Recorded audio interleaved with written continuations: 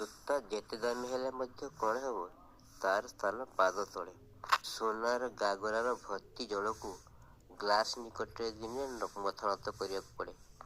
ଝିଅ ଯେତେ ସୁନ୍ଦର ହେଲେ କ'ଣ ହେବ, ସିଏ ବୋହୂ ହେବ। ବୋହୂ ସୁନ୍ଦର ହେଲେ ତାକୁ ତ ଆଉ ବାସି ରଖାଯାଇ ପାରିବନି, ସେ ଛୁଆର ମା ହେବ।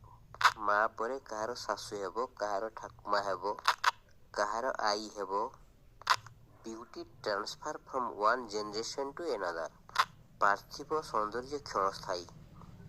ସତ୍ୟ ଯୁଗରେ ମଣିଷମାନେ ଥିଲା 18 ତ୍ରେତା ଯୁଗରେ ମଣିଷମାନେ ତାଙ୍କ ହାତରେ ଥିଲେ 14 ହାତ।